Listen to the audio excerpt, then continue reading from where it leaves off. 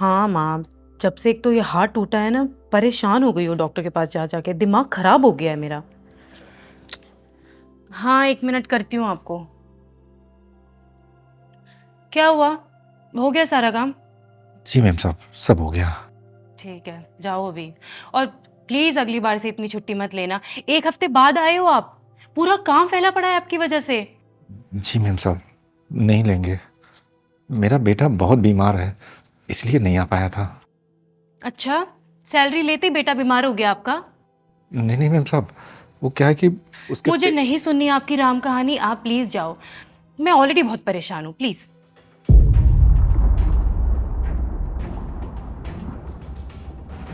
Ma'am साहब, आप क्या हुआ? कुछ पैसे मिल जाएंगे? आपका दिमाग ठीक है? हमने यहाँ पैसे छापने की मशीन लगाई हुई है।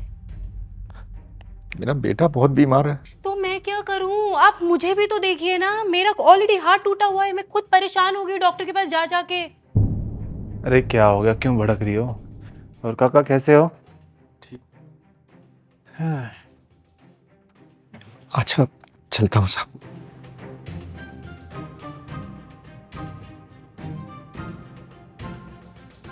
क्या हो गया तुम्हें? क्या कह रहे थे काका? अरे कुछ नहीं यार, परेशान हो गई हूँ, जिंदगी खराब हो गई है ऐसा लगता है जब से ये हार्ट टूटा हुआ है, पता नहीं कब ठीक होगा। अरे ठीक हो जाएगा यार, और ठीक हो भी रहा है। इसमें ज़िंदगी ख़राब होने वाली क्या बात होगी? तो बताया, लोगों की लाइफ में कितने बड़े बड़े दुख हैं, ये तो कुछ भी नहीं है। तुम मुझे ज्ञान मत दो प्लीज। अरे यार, तुम्हारी नाक पे रखा रहता है गुस्सा हमेशा। तो और क्या करूं मैं? एक तो अपनी जिंदगी में इतने दुख हैं, ऊपर से इन लोगों के ड्रामे। किसके ड्रामे हो गए? अरे काका यार, फिर से पैसे मांग रहे थे। पर अभी कुछ दिन पहले तो सैलरी दी थी उन्हें। वो ही तो, सैलरी लेकर छुट्टी पर चले गए, और पता नहीं कुछ ना कुछ इन लोगों का लगा ही रहता है हमेशा। अब ठीक है, तूने मना कर दिया ना, तो गुस्सा तो छोड़ दे, शांत हो जा। एक काम करता हूँ, मैं चेंज कर लेता हूँ, फिर डिनर लगाता हूँ, ठीक है?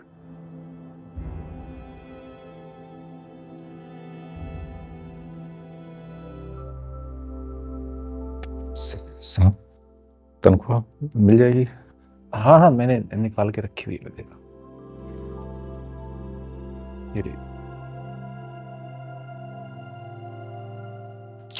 काका, आपका बेटा कैसा है अभी? हाँ, उसकी तबीयत खराब थी। कैसा वो?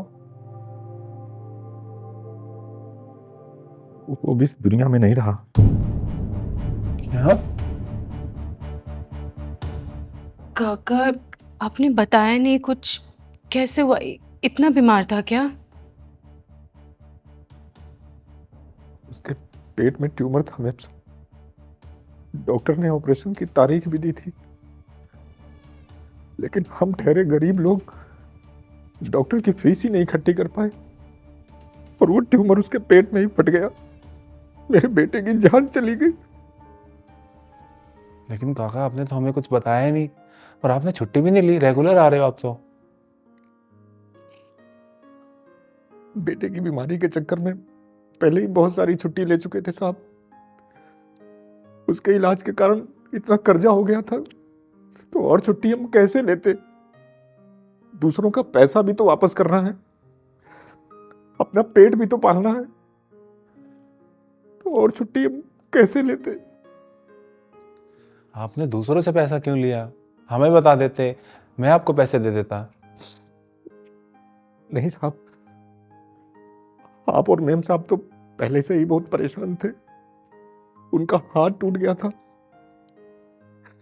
हालांकि एक बार हमने मेम साहब से अपनी बात कहने की कोशिश की, तो मेम साहब कहने लगी कि हर बार पैसे लेते ही मेरा बेटा बीमार हो जाता है। मैंने कुछ कहना चाहा तो आप कहने लगी कि अपनी राम कहानी मत सुनाओ। तो फिर ऐसे में अपनी बात आगे हम कैसे कहते आपसे? काका, मेरी बात का इतना बुरा लगा कि आपको? इतनी बड़ी बात हो गई और आपने बताया भी नहीं।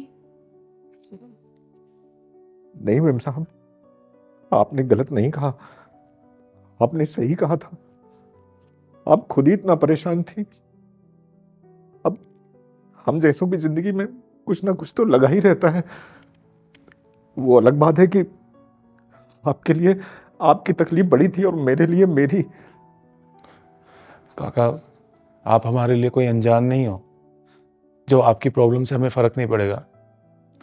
और हाँ, उस दिन के लिए मैं आपसे माफ़ी मांगना चाहूँगा कि हमें पता ही नहीं था कि आपके बेटे की इतनी ज़्यादा तबीयत ख़राब है कि अगर पैसे नहीं हुए तो उसकी जान चली जाएगी। एक काम करिए, आपने जितना भी कर्जा लिया है ना, वो पैसे मैं आपको देता हूँ।